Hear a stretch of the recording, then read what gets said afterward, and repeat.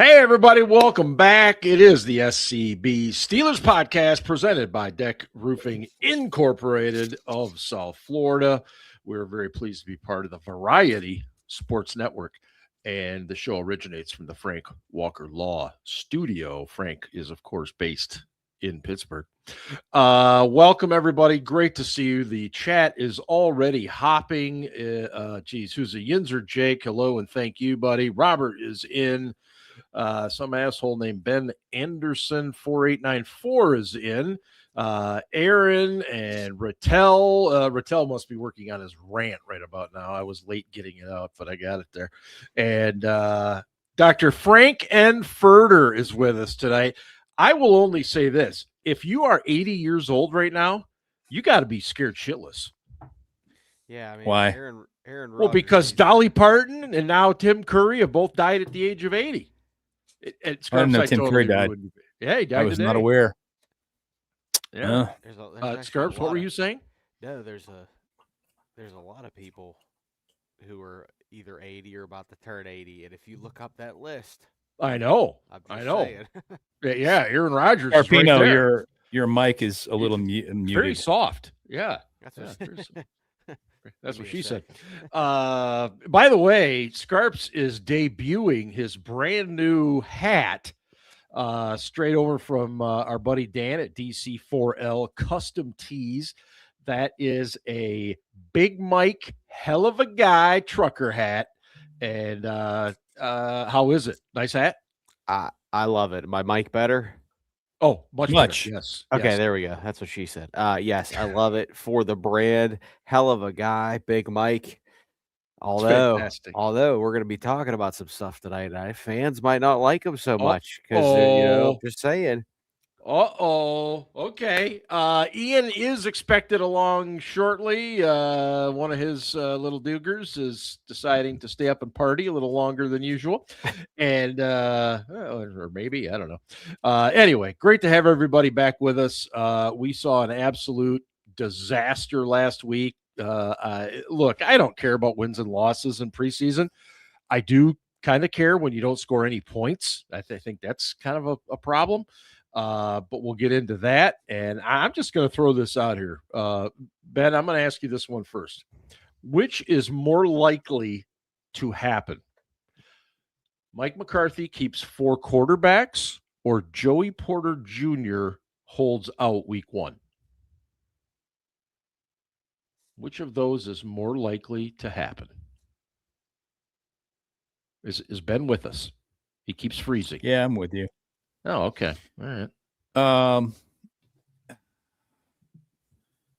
God, I don't know if Porter will hold out week 1. I really would be surprised, but I would also be very shocked if they keep 4 quarterbacks because roster spots are so difficult to come by. Agreed. The flip side of that is you can almost, pull from from the practice squad to fill out special teams guys. Mm-hmm. Going to do that a lot of weeks anyway. So why not just do week 1? I don't know. I'm going to go with keeping 4 quarterbacks, but I don't know if either one of them is very likely. Okay. Scarps, do you have a feel on that one? Yeah. I don't know. Obviously, we're going to get into both of these subjects. I mean, I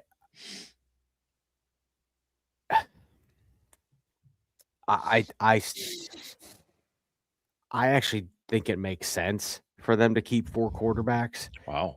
Rodgers is done after this year. Rudolph is a UFA. Mm-hmm. You could potentially keep Aller and Howard, and then you could draft the guy next year and then bring in a free agent. Mm-hmm. So, I mean, but I understand, roster spots are precious. I get that. But, sure. And I know we'll get into the Porter Jr. thing. I think I'd be more surprised. I think I'd be more surprised if they kept 4 quarterbacks than PZ Jr. sitting out week 1. I do think that there is something to this. I don't have any inside information. I just think that, when the head coach says that and the national media start talking about it, I really don't think they're close. Mhm. They're not. And I know there's still a couple weeks, and what was it? Troy signed on the way to the airport, or Hines signed on the way to the airport. It's a little bit different. Those guys were on second and third contracts, if I'm not wrong. This is a third year player who, right? 3 years? Yes. Fourth year, right. fourth year player. Sorry, right. 3 years, 3 full seasons, going into his fourth year. Right. And I think it's a little bit different now. I think the landscape has changed. I think the player mentality when it comes to guaranteed money has changed. Yep. And I would not be surprised if this goes down to the wire, or maybe he misses a game because he hasn't practiced. I think that's the big thing to me. He hasn't practiced. No. Before he can practice or play, they have to take him off PUP. Yep. And what the hell? Look at my screen. Yeah, your screen is like it's like a contact Cinemax movie. That was like when I was a kid. Yeah. Can you hear me? Yes. Yeah, coming in fine. Okay, great. So I think that I think there are people in the building that believe that this is not a real injury, that it's an I want a contract injury. Yeah. And that as soon as he gets one, he will magically be healthy. Sure. And so they want to see him do something, come back and practice at least before they'll talk anymore about this. And in order to play or practice, you have to come off PUP. In order to come off PUP, you have to declare yourself healthy. So I don't know, maybe he will hold out a weekend. Well, I'm talking myself into it. Yeah, and I don't want to get too far into it yet, because what I really want to do tonight is I really want us to dive into the different options that go with this, and be able to explain it to everybody. What happens if this? What happens if that? Because I think that's important, because there's a lot of misinformation out there. Scarps, let me ask you this. Will Howard, okay? If he was born in Sun Prairie, Wisconsin, and had stayed at Kansas State, and his senior year finished, I don't know, 9-4, and they went to the freaking Duke's Mayo Bowl, are we having the same kind of discussion now if those things had happened? Or is this largely because he went to Ohio State, won a national championship? I mean, 1,000,000%. He's Ohio State. There's a lot of Ohio State fans in Pittsburgh. Yep. And honestly, it helps when you have good players, right? For sure. And his wide receiver group at Ohio State is better than this current Steelers wide receiver group. I would put that out there. And another kid who was successful in college. He didn't win a national title, and he was also he was a 5th round pick of the Steelers, from an Ohio school, Bowling Green, was Omar Jacobs. Yeah, and nobody gave a fuck about Omar Jacobs. No. Nice kid, hard worker. Have you heard that before? Yeah, I heard that about Mason Rudolph. Yeah, here we go. Well, okay. Once again, let the record show it took 10 minutes for the first Rudolph slam. Fair enough. But yeah, absolutely. And we're so starved for a franchise quarterback that people want to make this into something it's not. And I said this the other day. Hope is not a strategy. Nope. And Will Howard becoming this team's long-term starter is hope. Drew Aller has a much better path. Howard was not drafted by McCarthy. Aller was. He was a third-round project. Mason, they're both projects. I mean, Mason, yeah, but Mason being the backup is a strategy in case Rodgers goes down because they are afraid to have a losing season. But I mean, long-term strategy. It's a this season strategy. It's still a strategy, though. Right. I get it, but I mean, it's still strategery according to Bugs Bunny. If Mason becomes your starter, you're fucked. If Howard becomes your starter, you're fucked. It's just a question of the depths of how fucked you are.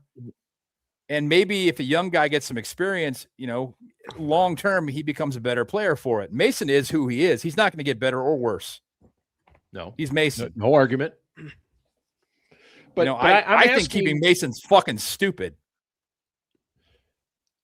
But you understand why they would if they choose that. Sure. And I've told you guys this. If Mike Tomlin were the head coach, they would 100% be keeping Mason. 100%. Agreed. Yeah. And he's not. Yeah. It's in my opinion, it's time to turn the page, and they're not going to win shit this year anyway. They need to start planning long term. Stop doing this fucking. Let's try and win 8 or 9 games every year. Fuck it. Let the chips fall where they may. I totally agree with you, Ben, but I don't think Will Howard is the direction that they should go. I agree with you. I mean, if you just look at arm talent alone, of the 4 guys on that in that room, in the quarterback room, Will Howard is by far the worst. Maybe he can win with smarts, but I don't know. I haven't seen anything yet that tells me that. Well, let me go back to last week. Will Howard got the start, played the first half, and Drew Aller played the entire second half. And again, I want to make sure, and I do this a lot, and I probably do it to the point you're sick and tired of hearing me do it, but you got to have perspective here. Zach. Fuck you, context. Zach. Because of the fact it's preseason and these guys are playing second, third, fourth teamers, so it does matter. However, Scarps, who did you think performed better just based on their opportunity? Well, I will get into that. I just want to say real quick, right before the game last week, I said that I think both quarterbacks are going to struggle. I think they're going to come down to earth. Of course, everyone's like, you're a fucking hater. They're the future. And literally, they both sucked. And I think they both were better than the box score showed. I think Aller, Drew, Holler, nice shirt, City of Squalor. I think Drew Aller absolutely had a better performance based on the fact that he was throwing to guys who were going to be selling insurance in a couple weeks. I would agree with you. That's a valid point. 5, 6, 7 drops. I mean, it was bad. There were some bad drops. And the other thing that I think is important about Aller is that this dude makes throws, and whether they're caught or not, you're just kind of like, yeah, that's a big time throw. Like that's a throw. He has an NFL arm. There's no question. You can't deny it. I mean, and then Howard, I just don't see that from him. I think he makes good throws, but I think he makes throws that anybody can make. So not me or you, buddy. No, yeah. Sorry. I still got it. Anybody that's at that level, but I do think, and I'm going to say this. I think Roman Wilson is garbage. I if they cut him, I wouldn't care, but I think they have to keep him because of depth.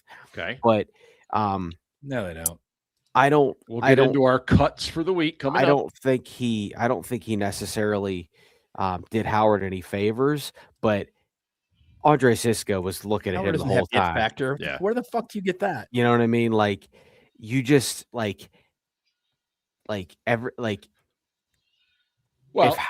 Howard does that in the preseason, and I know he didn't have as many weapons to work with, what's he going to do when it's the first team defense for the Texans or the fucking Browns. The Browns defense would fucking eat him up, Right. like even without Myles Garrett. So like, Oh, you yeah. know, They're but good. that's the whole point of this is like, and that's why I'm okay with keeping 4, because at least you got 2 young quarterbacks on rookie contracts. Obviously, I believe in Aller more than I believe in Howard, but you know, I really don't. I honestly, I don't fucking care what happens to Will Howard, because I know, and I mean, I wish him well, but the chances of him becoming a long-term starter, whether it's here or another team, are just as good as him becoming an insurance salesman in 2 to 3 years. And I'm not. Listen, I'm not being an asshole by saying that. Like I don't think you are. I think we've all seen plenty of players who were talented, hardworking, had the balls and blah blah blah, and literally they never made a fucking team. Well, look at and Ian, I'm going to bring you in here in just a second. Look at the number of national championship winning quarterbacks who've gone on to literally nothing in the NFL. There's a lot of them. From Ohio State. Gino Torretta, Troy Smith, Jake Coker, Alabama, T. Martin. I mean, and so I think there is certainly a precedent for that type of thing. Ian, welcome into the show. Thank you. I was putting kids to bed, as I mentioned in the chat, but that happens sometimes. Your mic is a little goofy. I was bad too, Ian. I don't know what it is. I don't know. Try it again. Okay. Yeah, that's better. Is that better? Okay. Yeah. I can switch to another headset if you need me to. No, that's fine. You took a pretty good look at the 2 interceptions that Howard threw, and where did Roman Wilson play into these interceptions, or did he? That's a great question. So Sloppy I will say, yeah, it was, from what I saw, it does not completely absolve Howard, but also Wilson is somewhat at fault too. So I would put the blame on both of them. The first one was definitely Wilson was coming straight across and bent the route backwards toward the end zone more. Now, without actually knowing if that was how the route was designed to go or if he was supposed to come straight across, it's hard to completely place blame on him. But by gaining that depth, it let the defensive back undercut the route. And if he had kept it straight, the defensive back probably would have run into the back of him because of the extra yardage he had to cover. On the initial look, it looked like Howard just threw it right to the defensive back, but the guy did make a great play on the ball. He made a great break to get under that route, but some of it was also on Wilson by bending the route backwards instead of coming straight across. Yeah. Is my mic better now? Is Yes. that okay? Okay. I saw some people in the chat saying it was not good. So just want to make sure. Okay. Second interception. Howard on that one, actually, so his first look was to the far left where Tanyan and who is the receiver out there? Hurleman, I think. Hurleman. Yeah, they were running kind of a little 2-man concept where Tanyan was running It's kind of I'll call it like an out and up. Yeah, that's what we would call it. It wasn't quite you could call it like a tight end wheel route, I guess. I think about the running back wheels coming out of the backfield, kind of like that, but he did it out of the slot. So he was running a wheel route out of the slot, and Perlman was running either a curl right at the sticks or just like a pick. And he pretty much, and Hurleman, it was a pretty obvious OPI. Like he curled and literally reached out his hands and grabbed the defender that was on Tanyan. Yeah, it was bad. You have to throw that flag. He was running a pick, and it was like he was playing basketball. I was like, dude, what the fuck? Yeah. So on that one, like that was Howard's first read. And if that pick actually works and Tanyan comes open, that's a big play. Like he's running down the sidelines. He's got tons of space to go there. It might be a touchdown. I don't know if the safety gets over there, right? He's got a lot of space. So it was not a bad route concept. It wasn't open because it didn't work. So Howard came off that, came to the next read coming across the middle, which is Roman Wilson, who at the time he threw the ball was open. Yeah. Now, if Howard holds on to it a second longer and looks at the next guy coming across, which is Jeremy Bernard, he was also open without, running. And Wilson coming across first was going to run into the traffic that the other route concept was creating on the high side anyway. That's what I saw first. Right. So if he had waited and thrown it back to Bernard, Bernard probably wouldn't have had that same junk in front of him that Wilson was going to have. So Wilson coming across, once again, bent his route back towards the sideline instead of just running straight across right at the sticks. Yeah.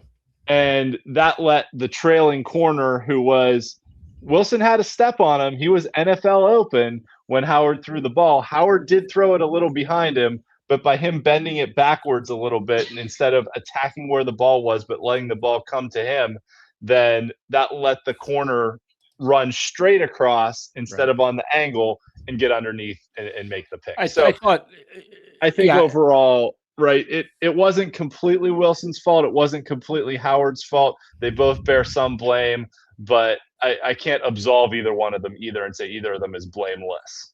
Yeah, it's one of those, and I think Aaron pointed out in the chat that it's still a stat, and it's still a stat that goes on the quarterback in this case. And we talk all the time about should Hail Marys at the end of halves, should an interception there be counted different than any other? And it's like, well, this one happened in preseason game, but it's still a pick in both cases. So, and since I jumped in late, just a question for the group. And this may be a question more for Ben because he's the biggest hater among us. How many interceptions does Will Howard have to throw this week to be able to make it through waivers to the practice squad if we cut him? This is a fair question, though, right? Because if you think about it, right, if they're only going to keep 3, if you cut Howard, how many picks does he need to throw for other teams to be like, that's okay, we don't want any part of that? I mean, the guy, look, he was a 6th round pick a year ago. Teams already have a book on him. I can't say that he's very highly regarded. I know that, John Gruden has talked him up and Mike McCarthy talked him up. But I just, when McCarthy talked him up, I thought that was coach speak. I'm really excited about working with this team. Crap. The same things coaches say every goddamn year. And you're like, yeah. Sure. Whatever, so like Mark just pointed out, they've already got scouting on him, and what he's shown this year hasn't been great. He has been in an NFL system for a year. Would somebody take a chance on him? Probably, especially if they've got a third quarterback position open because of injury. Mm-hmm. So it really comes down to how many injuries there are this weekend, Ian. If there are lots of injuries, then he gets snatched if you try and cut him. And has forgive me, I might have missed this, but did McCarthy say what the quarterback rotation is going to be for this week yet? I haven't seen it, Jennifer. The thing about coaches thinking they can fix a player is you can't fix arm strength. It is what it is. You either have it or you don't, and Will Howard does not have it. No, I know Aaron will beg to differ with me, but it's true, buddy. Sorry. Well, I mean, I look at it like a person that's 5'7" wanting to be 6'4". You can't teach somebody to be taller, right? And it's just you might be able to do some things, stretching certain pills or something to gain an inch or two. That's what she said, but. Scarps, thank you. But I agree with you, Ben. I don't think his arm is going to get any stronger than it is. No, that's where I'm at. But I am curious to see what the rotation is coming up this week. Do you guys think, Scarps? I'll go to you. Do you think anybody of any significance as far as a starter or star on this team? Do you think any of them should play tomorrow night? I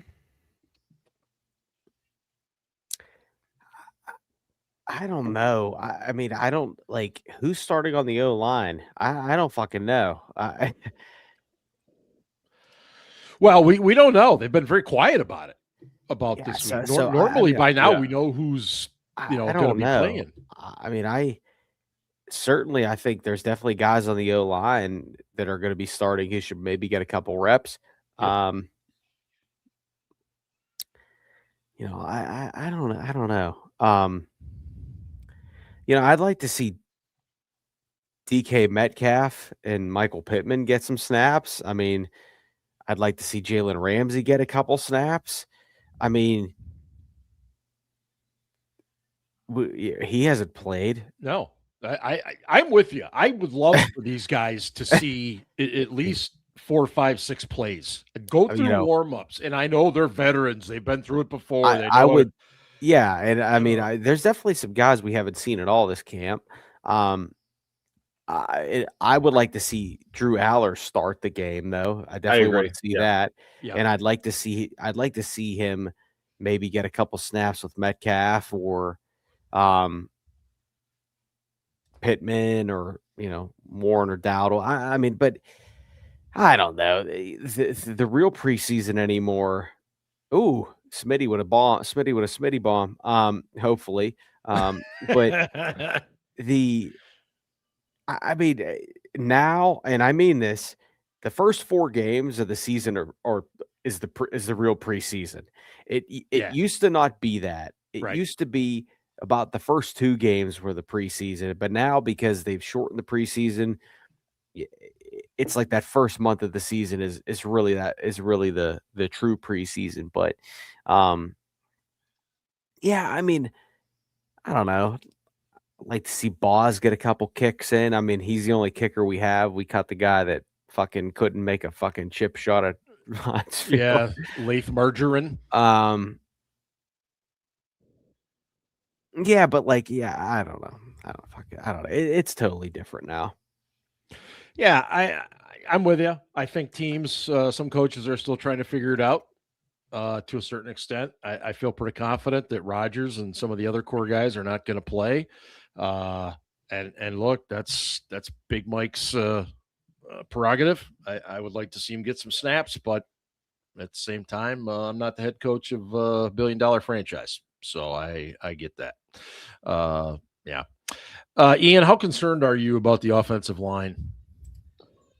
On a scale of 1 to 10, like an 8. So I don't know what that would equate to in lingo, but I'm pretty concerned. I maybe even would say very concerned. Broderick Jones looked horrible. Oh. I mean, he was getting beat by third stringers, guys who might be working at the Quickie Mart in a few weeks. Although actually that guy had some game that he was beat by a couple times, but Broderick did not look good at all. And I know he's been through a lot this offseason. It's great that he was able to get back out there, but they've got an issue to kind of figure out here, right? Especially at right tackle. And it almost makes you wonder, like, if Max Ahanachor, even though he hasn't played at all this preseason, if he gets healthy for week 1, are they going to just put him in there and see what happens, right? Because there was talk he might play tomorrow night. Yeah, that would be great if he could. Because I just don't know. Like, Dylan Cook does not look as good at right as he did at left last year. They seem pretty well set on this flip that they did of putting Fatano and McCormick on the left side. And, it seems like Spencer Anderson's kind of locked down the right guard spot, which, okay, that's fine. But the right tackle spot is a huge worry, and especially because a lot of teams are now putting their best pass rusher on the defensive left, the offensive right. It could potentially create some pretty big issues, and they don't really have a good answer there. Mm-hmm. I know we're going to get to surprise cuts, and they're not going to cut Broderick, but I almost wonder if a change of scenery would be good for him, and if they try and trade him or something, just because of, I mean, the team didn't do him any favors at all with how they've kind of bounced him around the last few years, and plugging him back in at right where he has the most NFL experience. Okay. But I don't know. I wonder if some of it's in his head, and just a change of scenery would do him good. I thought the same thing with him. I fear he's going to be one of those guys that he'll be looked back at, former first-round pick. People will say, what happened? And, obviously some of the blame would have to fall to the player, but at the same time, he's just never been given a home to say, hey, that's your position, go do it. It's the constant moving around. And of course the injury didn't help either, but I don't, but I'm with you, Ian. I'm very concerned about this offensive line. I just, especially with passing game, Aaron Rodgers back there who doesn't want to be touched.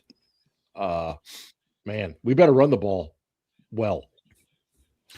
Man, if you were 43 years old still, would you want to be chased by 300-pound linemen that can, run a sub 540?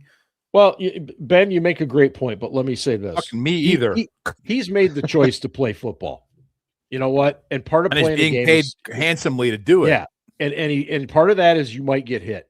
And by the same token, when this guy gets hit, he gets injured. And when he gets injured, he plays like shit. Yeah. And it goes back to our quarterback conversation about why they're likely going to keep Mason Rudolph. I mean, we saw what Rodgers played like in the weeks after his injury. Why? I mean, we know, like when we saw Mason play last year, he was fucking terrible. I'm not arguing with you about that. I'm with you. I'd rather jettison and get this thing going I don't think he was fucking terrible. Fucking awful. I remember seeing him on the sidelines after the fact, looking at the Microsoft Surface, all frustrated, and I yelled at the TV, "Why do I suck?" Because he was fucking terrible. The dude was awful. Last season, he was fucking terrible. I think he played in shades of 2023, and he fucking sucked. He played in one game where he didn't even know he was going to fucking start because Rodgers was like, "Hey, my wrist might hurt, my wrist might not hurt," and the first play of the game, he threw an interception. I still think Metcalf could have done a better job of coming back for the ball, but whatever. It's a QB stat. Well, maybe if he hadn't underthrown Metcalf, he wouldn't have had to come back for it. And maybe if our defense didn't give up fucking 31 points to the guy who paints his nails, which is nothing wrong with that. I'm not saying that there's anything wrong with that, but I'm just saying that what there's context to everything. Yes, there is. So, I could not agree more. I mean, if the Steelers had lost 31-28 and Mason had played well, would anybody be complaining about it? No. They'd be pointing their finger at the defense. But that's not the way that turned out. Well, Mason didn't play well. But that pick on the first throw, right? That was his only pick of the game, wasn't it? That first series was his worst series, I would say. I mean, I thought he by the way, a backup quarterback threw an interception. Oh, the fucking horror. That's why he's a fucking backup. I guess if you're going to invest, in your future, and you sink those reps into somebody that can do you some good long term, you hope. Mm-hmm. No argument. No argument. I have held off long enough. I want to get our buddy Rattel's rant here. He has taken. Oh, good. I'm glad I missed this. No, you did not miss it. Let me bring that up on the stage, and there it is. And here's our buddy Rattel, and who knows what he's got to say. Shut out by the Jets. Shut out by the Jets. Hello, Blitz family. We were winning the Super Bowl last week. Now this week, season's already over. Preseason football. I'm thinking the receivers room tried that brand new Betty Crocker extra butter biscuits before the game as they dropped about 6 balls from Drew Aller. Drew Aller, Cameron Johnson, and Carson Bruner were the only 3 players that showed up, and probably one of the worst football games I've ever watched. Our Hall of Fame, only in practice receiver, of course, Roman Wilson. I'm lost for words. I watched the All-22. He runs the most lazy routes you'll ever see. This is year 3. I'm calling it what it is. He's a bust. Jeremy Bernard was open on all those plays. Now that's a home run pick. Oh, yeah. Back to the buttery biscuits. There was a poll around the Michigan campus about who the 3 most accomplished females were. Oh, boy.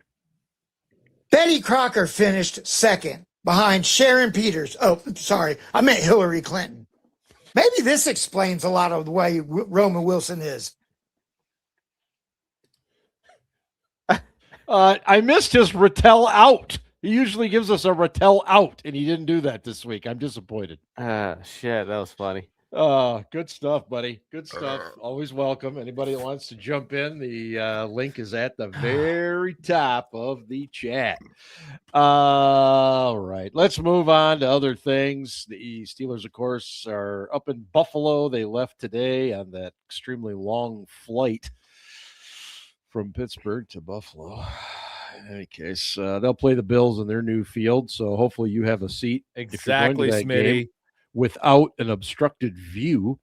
But yeah, I'm excited. I want to see Aller start. I hope he does. And we'll see. Time expired on Rattel. Yeah, that's why. Okay. Got you, buddy. I didn't realize there was a time limit there. I didn't either. Usually that's good to know. Usually it's like 125 or 130, but it's quite all right. It's quite all right. Ian, is Roman Wilson getting cut? It's very possible. It is extremely possible. And we were talking about this last week too, right? That some of it's just a numbers game at wide receiver.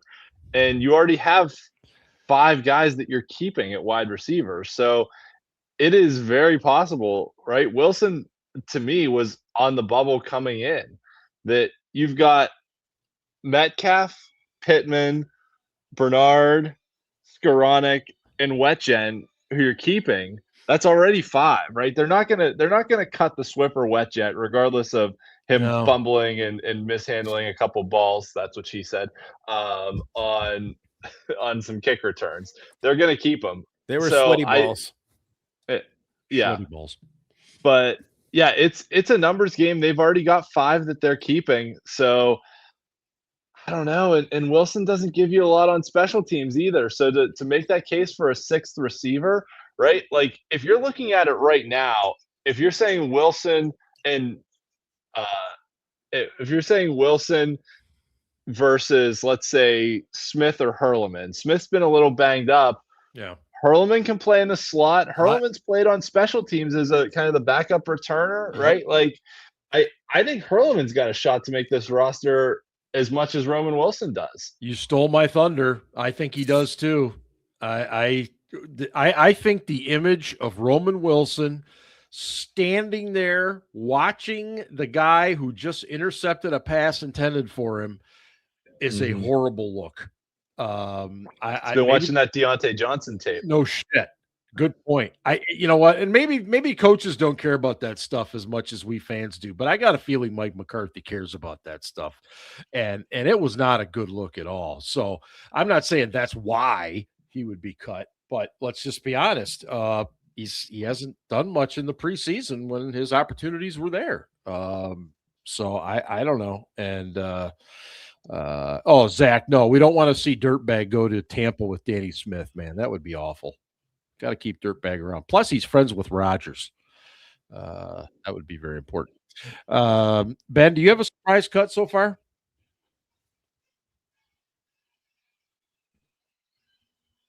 Is Ben with us? I think we've lost Ben. He's frozen in time. Scarps, do you have a surprise cut? And you're muted. Give me a second here. Let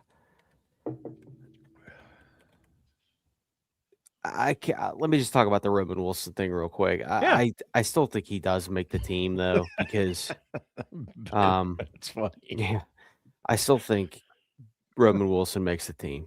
Okay. Ooh. But I don't think Eccles that's a good call, but I don't think he gets cut because JPJ hasn't practiced yet. Right. Maybe he eventually gets cut, but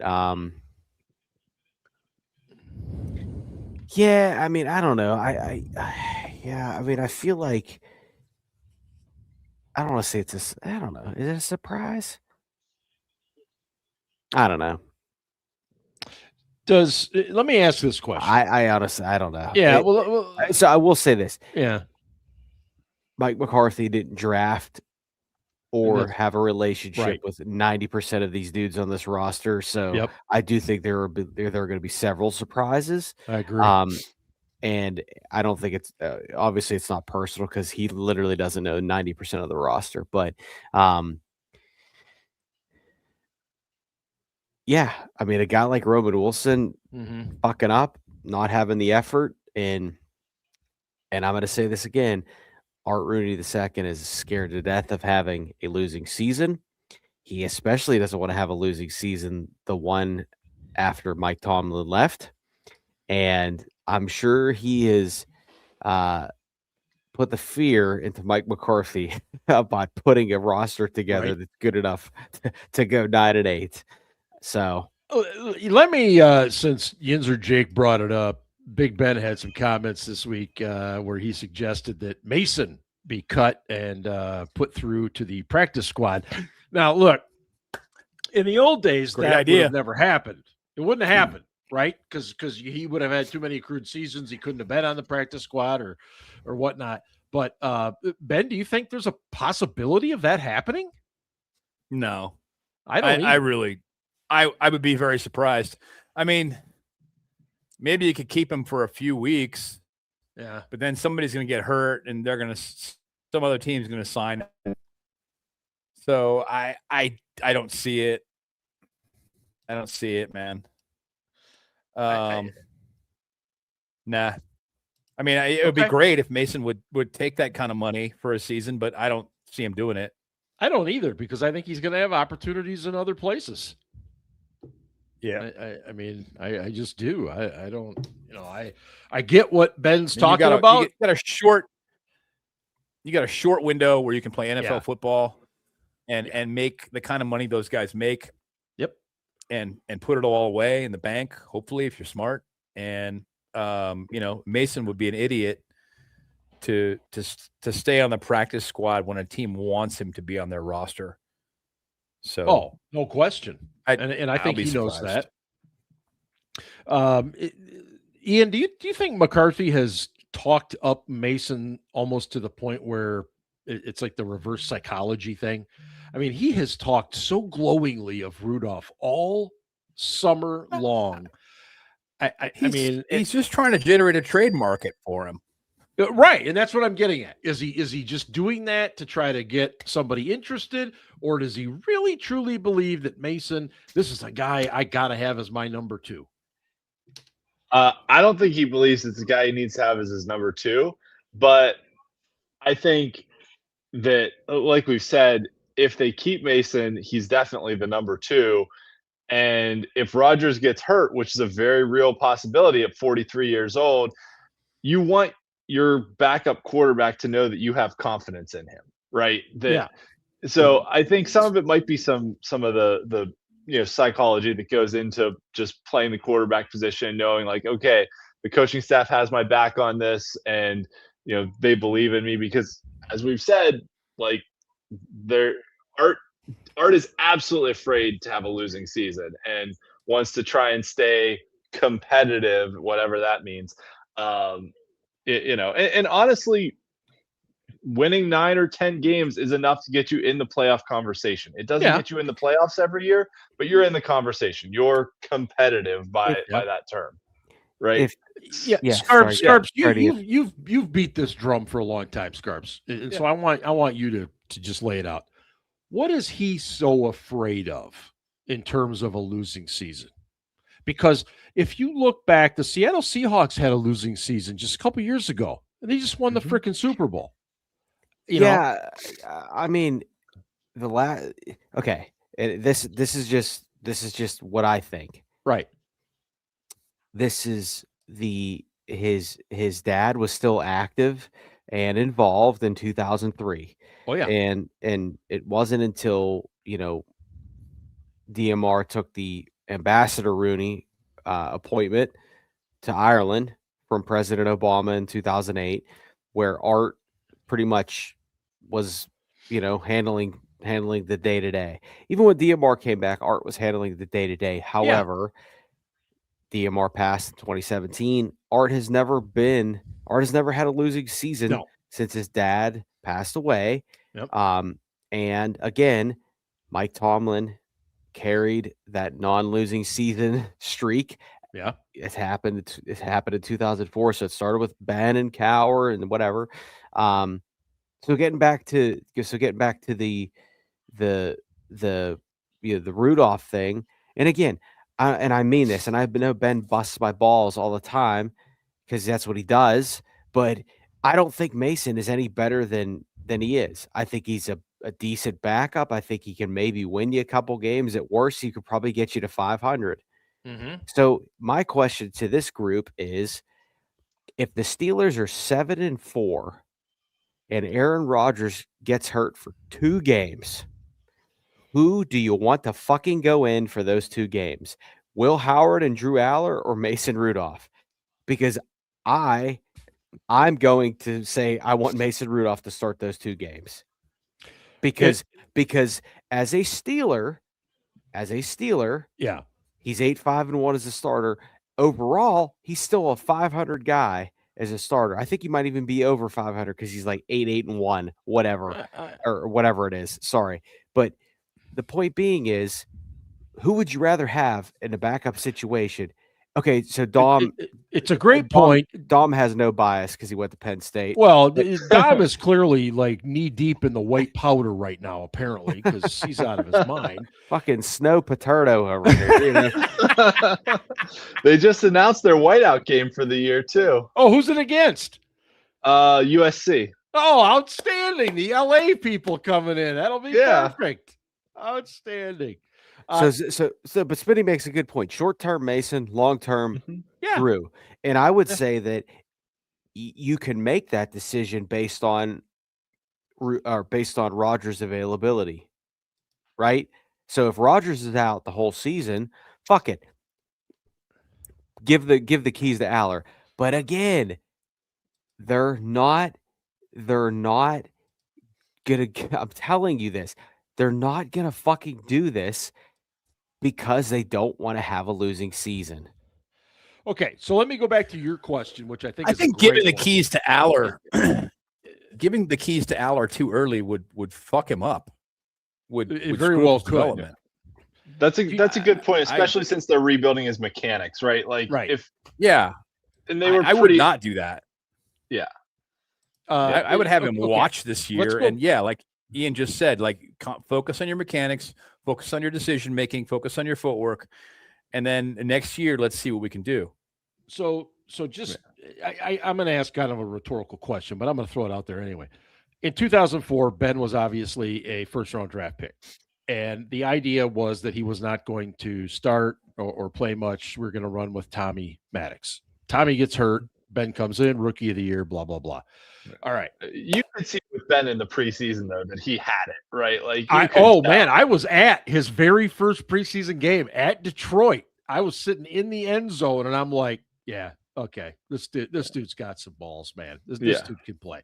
But my question is related to the fact that Ben wasn't undergoing a complete rebuild of his mechanics, whereas Drew Aller seems to be, right?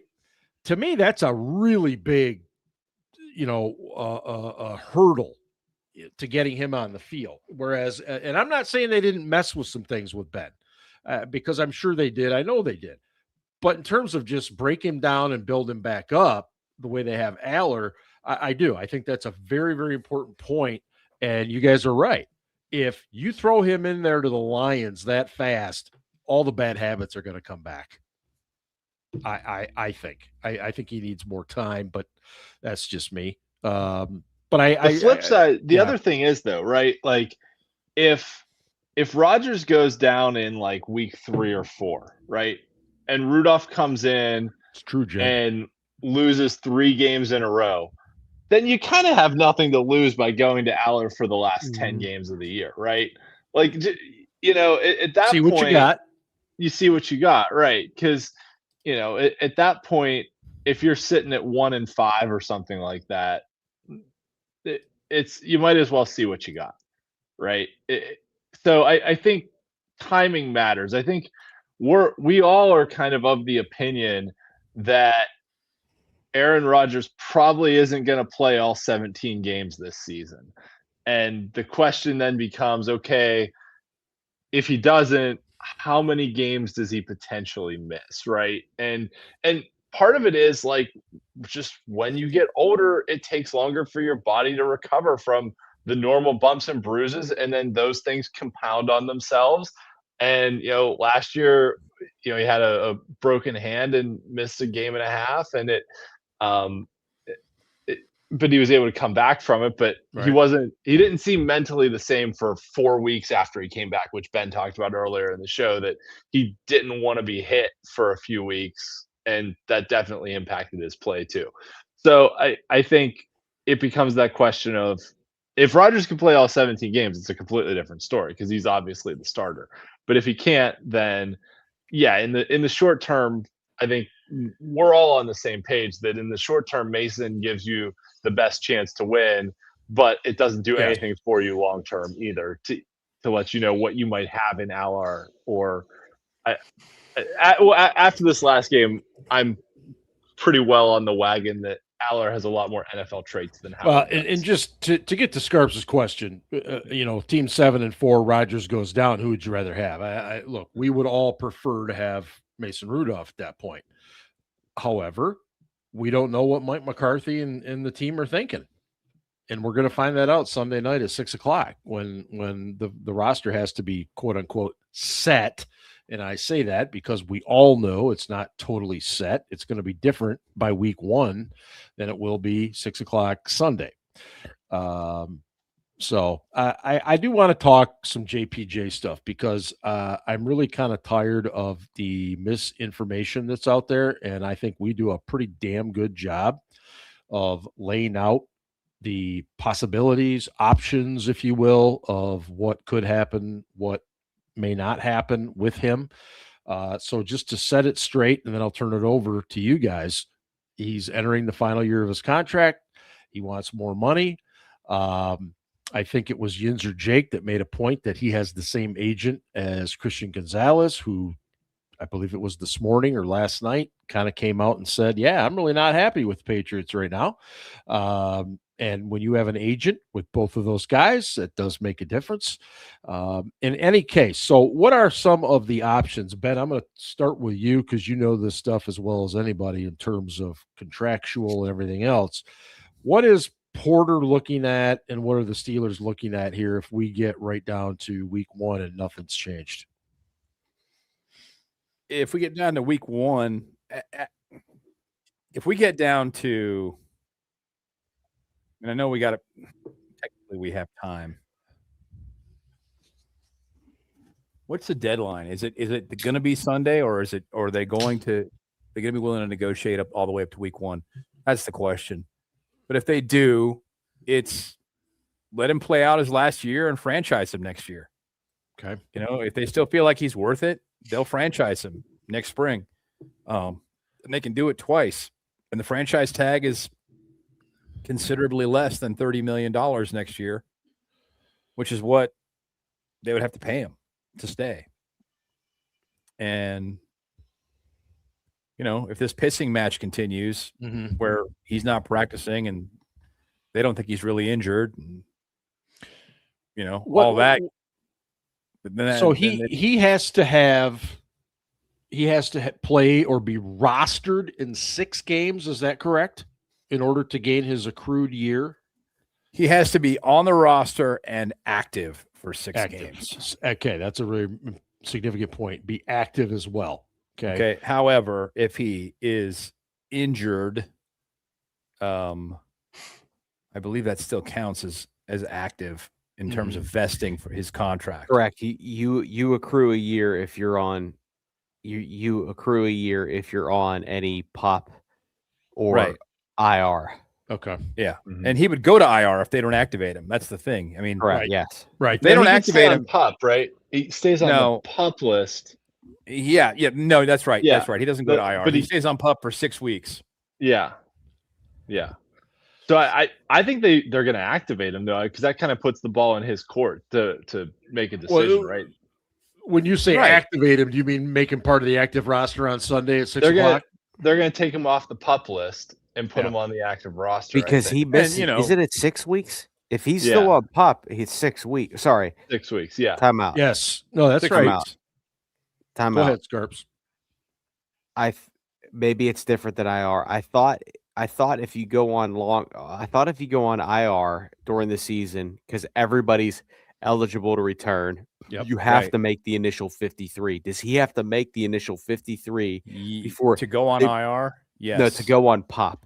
No. Okay, you could just stay on PUP. You can Yeah. stay on PUP. Okay. Hold But on. then PUP is 4 games. IR is 6. Okay. 4 games? Correct. Yeah, 4 games. Yes. Oh, it was because 6. they always Now say it's a 4? month. Nice. Yeah. Most of So, the I mean, writers, maybe that makes more sense. You know, if he's not going to practice, just to leave. I don't know. Well, here's the can't thing though. practice If you when you're on leave him PUP. on the PUP list, he's out the first 4 weeks, Right. regardless of what happens. Right. He cannot participate for 4 yeah, weeks. yeah, cannot so he could participate. sign a wonderful new deal, but he can't play for 4 weeks. Yeah. Yep. If he's still on the PUP list. Yeah. IR, Well, they changed IR though, that you don't have to make the 53 to be eligible for return. Because it used to be if you wanted to bring a guy back, you had to Right. put him on the 53, then put him on IR so that he could return. Right. You can put a guy on IR now and he could come back at some point. No, Oh, no. Right. Are you sure, Ian? It might be not during camp, but there was someone that this happened to, like within the last 3 years, that we all were like, oh, they got to keep him on the roster and then they can put him on IR so they can bring him back, and they just put him on IR and it was fine. I think don't we need remember to- who it was. We need But- to answer Adam's question because it's a good one. Yeah, I was going to come back Yeah. to that. If JPJ holds out, do we have faith in Yeah. Samuel if he can stay healthy? Well, that's the key right there. It's Right. can he stay healthy? If he can't stay healthy, what fucking difference does it make? I think he can play when he's healthy, but do you believe he can stay healthy? I mean, his injury history would say probably not. Right now, he looks great. He looks Mhm. really good. He's healthy. He's playing well. But again, context involved. Who's he got across from him each week when he plays? But right now, yeah, I do have faith in the guy.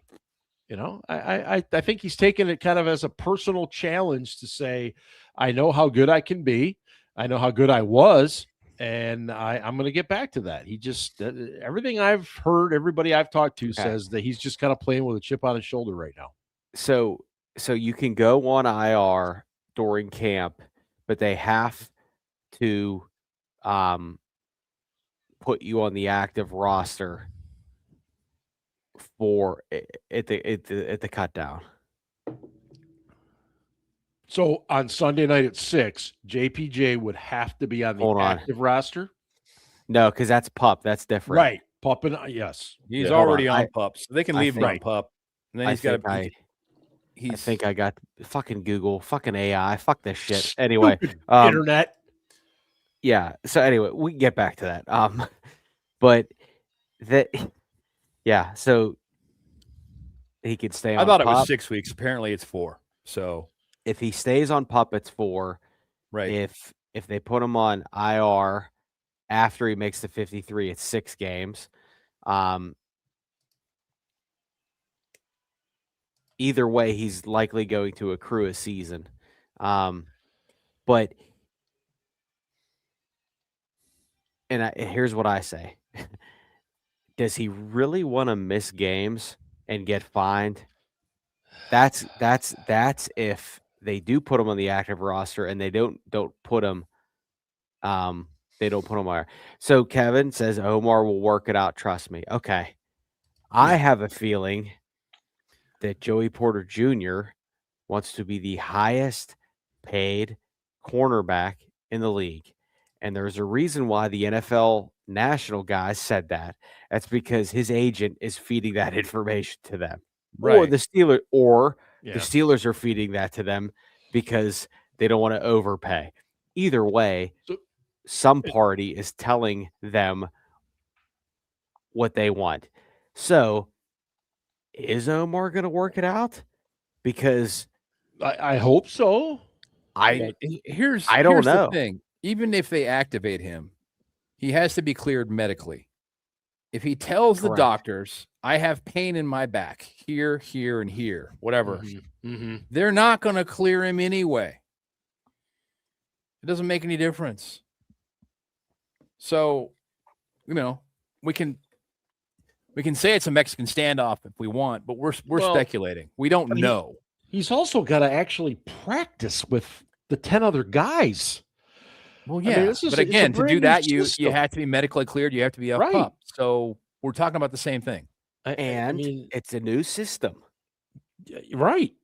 I don't care how often he sits in a classroom, which he's been doing. He's at all the meetings and everything. You got to get out of the field and do it. It's a little easier to play corner, but I would agree with you. Yeah, I mean, I've said this on the show multiple times. I'm gonna say it again. I think he's a player that's ascending. I think they should find a way to sign him. But I do not think he should be the highest paid corner in football. I do not. I agree. I that's well said. I agree with your statement. I think he's ascending. I think he's a really good corner, but he's not the best corner in the league right now. And he shouldn't be paid as such. Honestly, the best corners in the league all play in the AFC, though. Yeah. One of the knocks on Joey is that he's not getting all pros and he's not getting Pro Bowls. And I'm like, look at the guys that are in the AFC. I mean, shit, if he played in the NFC, he would be. Well, I mean, shy of Witherspoon, who's obviously plays for Seattle, but right. Yeah. But Patrick Surtain in Denver just won Defensive Player of the Year. Yeah. So, Right. Yeah, I think I like Gonzalez a lot. I think he's deserving to be up in that conversation. If I had to pick, I would go to the guy that was just mentioned. I think Surtain is excellent. I think he's just a really, really, really good defensive back, does everything well. Now, that's not to say that it doesn't mean other guys can't get paid. We've seen how that works, but I don't know. I am very concerned about this moving forward. Even if Samuel does play well, you still got to have somebody behind him. And he's and that's and not Jamel a guy Dean. I want to depend upon. No, I don't want to have to depend upon him. And I don't Jamel want Dean to has an depend injury upon. history too. But not as severe.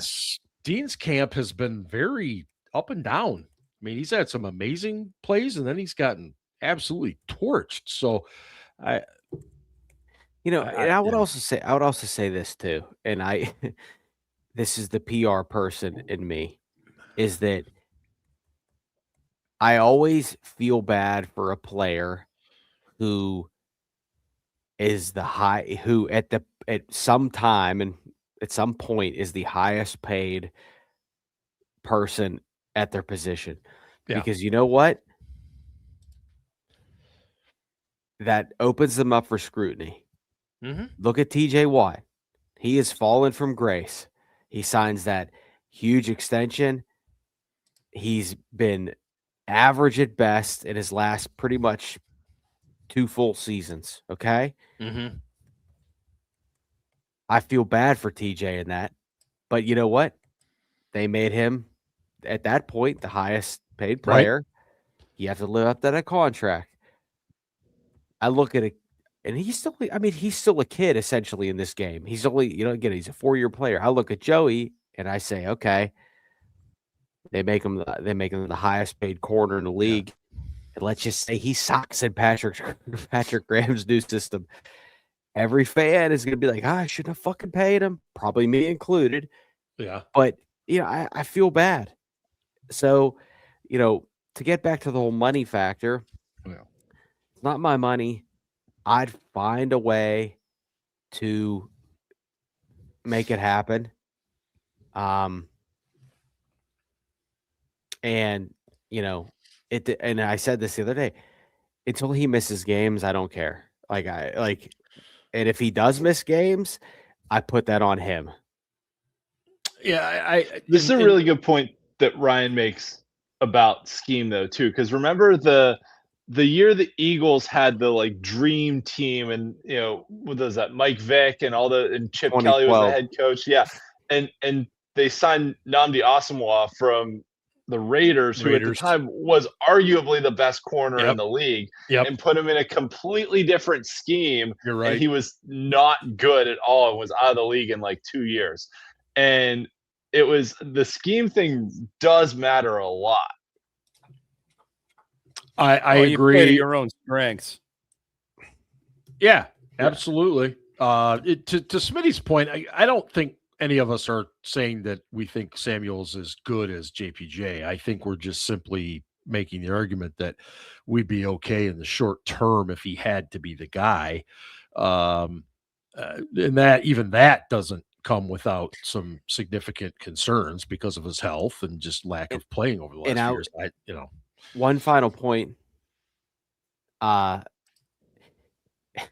I'll shut up for a minute, and I've said this on the show for years now. I would rather have 11 guys, 11 Joes that know what they're doing, that know what their teammates are doing, blah, blah, blah. 11 Travis Kerskis, yes. Yes, and if that means, and I mean this, and I said this earlier, again, Mike McCarthy has no relationship or a minimal relationship with 90% of these guys. The one thing I do want to say, though, is that Joey Porter Jr. and Joey Porter Sr. were at Mike McCarthy's introductory press conference. And I was like, I love that. I appreciate that. Yeah. And it's a good point. If they don't, because TJ Watt wasn't there. I know he just had a kid, but like Cam Hayward wasn't there. TJ Watt wasn't there. Joey Porter Jr. was there and Joey Porter Sr. So, maybe that was Joey Porter Sr. saying, "Hey, man, we're going here today because he's going to have to pay you in a couple of months." But it doesn't matter. He was still there, so the optics are there. But also, this is not Mike Tomlin's team anymore. This is a different coach who probably has a different influence on different departments as the other head coach. I don't know that. I'm just saying that the dynamics probably changed.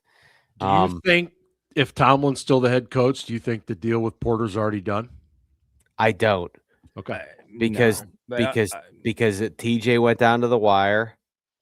Get over what, Smitty? Yeah, what do I need to get over it? Hard time. Yeah, I'm just asking because, as you point out, I feel like I've been very fair in this situation. I said to pay the fucking guy, just don't give him $37 million a year. No, I don't. I don't either. Give me $37 million a year. I'll take that. I'll sign up for it. But I do think it's important that Peasy Jr. was at that fucking press conference because he didn't have to be. But he was. Optics matter. Hey, you're the PR guy, buddy. You know about optics. You know how it works. Buffalo. Cam couldn't be at the presser because he had to do another podcast. Well, he had to feed his family. And feed his family, right? Yeah, right. Yeah. For once, I didn't have to make the joke. I'm the asshole tonight. It's okay. Okay, Bills coming up this week in what is sure to be some of the most meaningless football ever. I just hope you're not sitting behind an obstructed view in that $2 billion stadium. In any case, all right, Zach, I'll play. 4 years, 112 million, 60 million guaranteed. I assume he means Joey Porter Jr. Who says no? That'd be 2 years guaranteed. Yep. Yeah, I'd probably do it. I just don't know, if the Steelers will. I just don't. I get the sense from people I'm talking to, and granted, the people that I'm talking to are making assumptions based upon incomplete information because there are very few people that have the whole picture. Yeah. There. So they're getting pieces of information. Yeah. They're overhearing conversations that maybe they shouldn't be listening to. They're, for sure, right? Well played. Well played. They're gathering information from various different sources, however it may be, and trying to put together a picture and then making assumptions. I don't think the Steelers like the way that Joey is negotiating. That's just the sense I'm getting. It's like they feel like he's holding in, but it's not really a hold in. Like he's got an injury, but it's not really that bad an injury, and he could be taking part, but he's not. And, they want to see him embrace the team concept before the team commits to a whole bunch of money to him. When TJ was doing his hold in, he was never put on PUP, correct? No, TJ was he was doing a hold in, and all he was doing was individual drills. Yeah. And working out every day. He just wasn't doing any teamwork. Which is the exact same thing that Porter could be doing, right? Could be if he wasn't on PUP, yeah. Right. Yeah. And that's So yeah. I think honestly, Zach, I think Joey says no to that because 4 at 112 is only $28 million a year, which is outside the top 5 cornerback average, AAV deals, right? So I think when you're looking at average per year, the top 5 right now are all 30 and above. And I think Joey says no if it's not 30 and above. Is it possible, guys, that he just does a short-term contract that almost is like a prove it thing? Like, okay, I'll play for $28 million, and if I play my ass off, then you're giving me $38 million. Yeah. No, 3-year contracts are in vogue right now in the NFL. Yeah, because then you're negotiating another contract in 2 years. Yeah. Wait, did Herbig I guess in hold 3 out? years. No, Herbig didn't hold out. No, Herbig had the one. Didn't he have the 1 day thing where he was like out for 1 day and then he got signed? I thought that's what it was. No, he showed up. No, he was there, but I thought he did like fuck, I can't remember. I'm getting old. I can't keep track of all this stuff. In any case, what else do we have left to talk about tonight? Buffalo? Yeah, they're the Bills. They play in a brand new stadium. Good for them. it's probably not going to be a real exciting game tomorrow, and Nope. It's going to be a bunch of guys who won't be in the league this year, playing against a bunch of other guys who won't be in the league this year. Yeah. So No, but I do think that it is important, I think, for both Drew Aller and Will Howard, who will no doubt get the bulk of the snaps. I think it is important that they play above average. More so for Howard. I would agree with that, but the thing that really stands out for me about these games, the last preseason game every year, is it's exciting to watch these guys go out and compete, knowing that the majority of them are not going to make the team, but they're all busting their ass anyway. And that's kind of cool to watch. So it is, Ben, and I've always said that too, that these guys are they're always a snap away from being, the UPS driver, the guy selling insurance, all that stuff. And it is fascinating to watch these guys. They're playing a game that they've played their entire lives, and they know that it's all coming down to this. And sometimes it can be as simple as being a gunner on punt team, and you make a great tackle, cause a fumble, like holy shit, you just made a roster. I mean, just I go back to like the movie, what was it, Major League? Where they're messing with what's his name about getting cut. And I mean, granted, it's a comedy movie, but my point is, the serious nature of this profession. Is Spears Jennings playing teams? That's a good question. He's flying around there. I really like I've seen him out there, but I don't either. I think that's his best opportunity to make this team. Yeah, I think he's making the being team. able to contribute. He's played pretty well at safety too. I mean, He's played okay. We've got some good depth at safety. Suddenly we do. Yeah, I mean, I don't know how much. And you've also got an injury history with one of the top guys in Deshaun Elliott, so you want to have plenty of depth there. But I'm wondering if he'll play teams, because you got to have guys to fill that out. And you mentioned gunner before, and I'm like, that guy could be a gunner. Seems, yeah. Well, and another guy that we haven't talked about because he's not around is Dante Kent. I mean, he's gone. I mean, I think he's gone. I mean, I mean, he's still on the active roster right now, Right. but right. I don't. I mean, so some of these guys are going to be like, okay. Yeah, Everett, I thought has played pretty well too. yeah, Everett's been great. Yep. I mean, think he's delivered, especially given where he was drafted and what he's expected to do this year. Yeah, our overall he's been solid. Draft class has been pretty good. Yeah. Especially the back end guys. Not saying they're locks to make the team, but man, I've been pretty impressed with what they've done so far. So anyway, we will start to wrap things up right now. But before we do, we have a visit from Mr. Casey Kasem. And I'm told that this is going to be one for the ages. Now that you said that, this might not be great. No. Oh, hi, Christine. Way to jump in like at the very end. McCarthy Jeez. draft straight garbage. Wow. Oh. She's late I and think coming in hot. That might be a little harsh, but okay. No doubt. Wow. Let them get into the season. I mean, I'm not a Mike McCarthy fan either, but we'll see what happens here. Come on.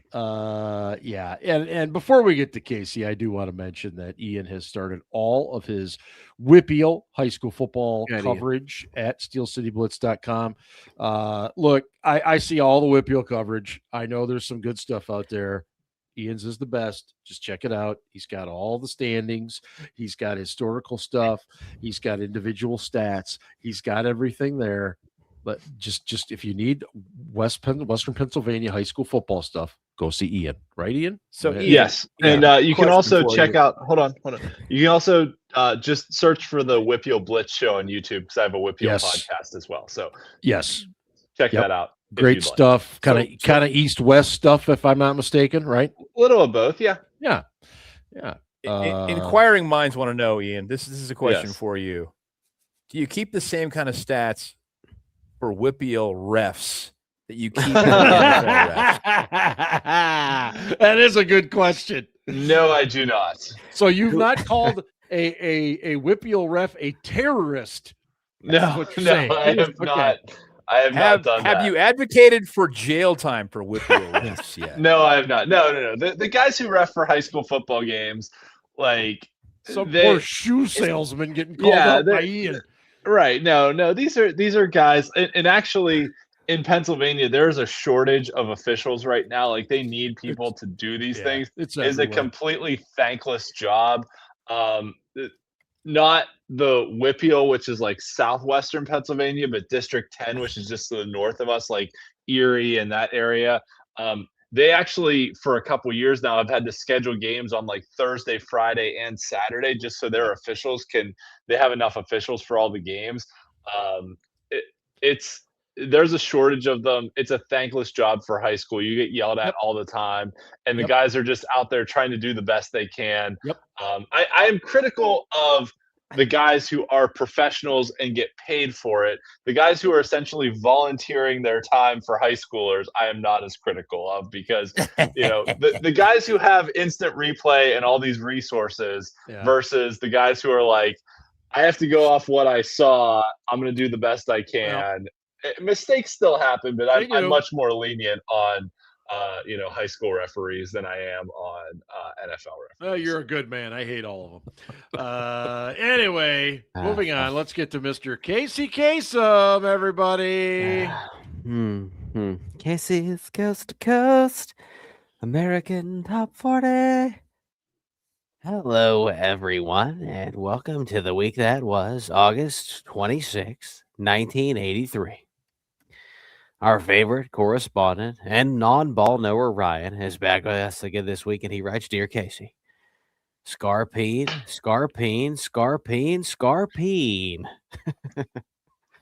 Oh, I'm begging of you, please help me learn ball.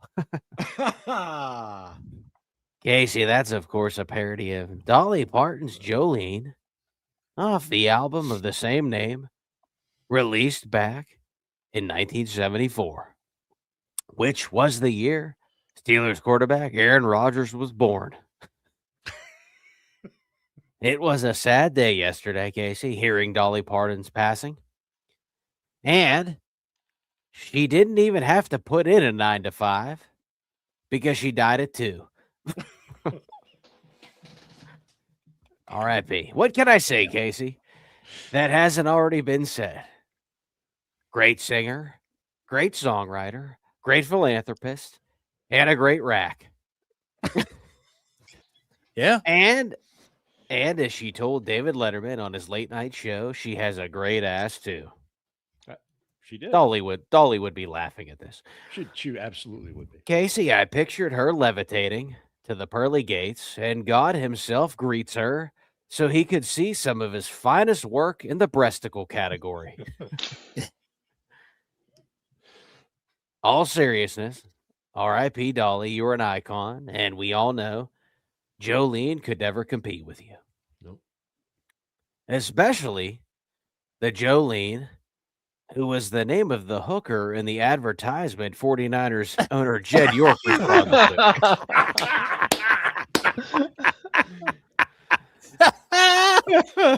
And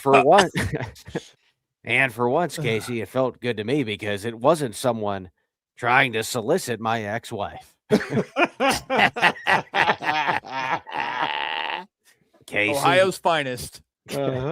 Casey, it just goes to show that even if you're worth $500 million, your dick has no conscience. But to be fair, $140 for some wang bang sweet poontang is a hell of a deal.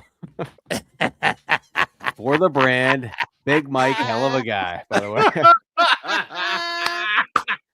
Hell of a guy, hell of a deal. Casey, I pay $200 in fantasy football league fees every season.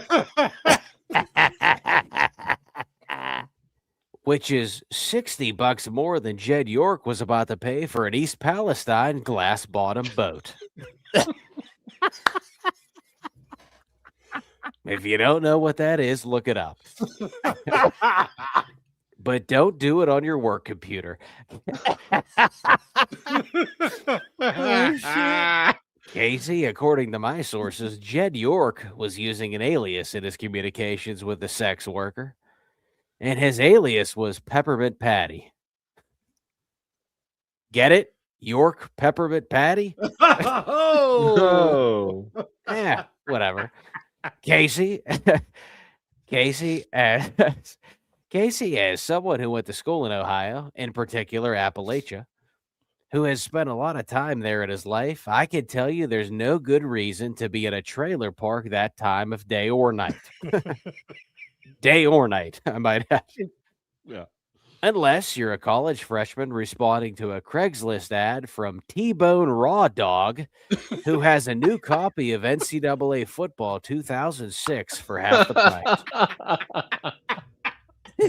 Oh, man. Anyway, speaking of serial predators from Ohio, and no, I'm not talking about Deshaun Watson, Big Ben, once again, couldn't help himself on his podcast, saying they should keep the two young QBs and put Mason on the practice squad. Casey, if our current quarterback room was Hitler, Stalin, Mussolini, and Rudolph, and Big Ben had 3 bullets, he'd shoot Mason 3 times.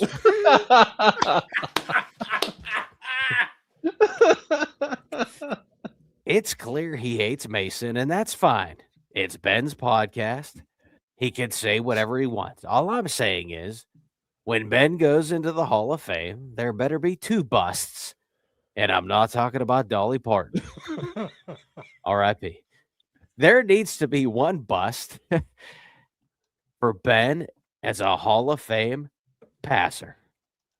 And 1 for Ben as a Hall of Fame passer aggressiver. Oh. Big Ben, time to move on from the Mason dick darts. Stand back. Well, Ryan, keep your feet on the ground. Keep reaching for the stars. And also keep your radio tuned right where it is. At number 5 this week, here's Stevie Nicks with Stand Back. Outstanding. Thanks everybody for being with us tonight. What a great Casey that was. I should have expected no less than his best, and that's what we got tonight.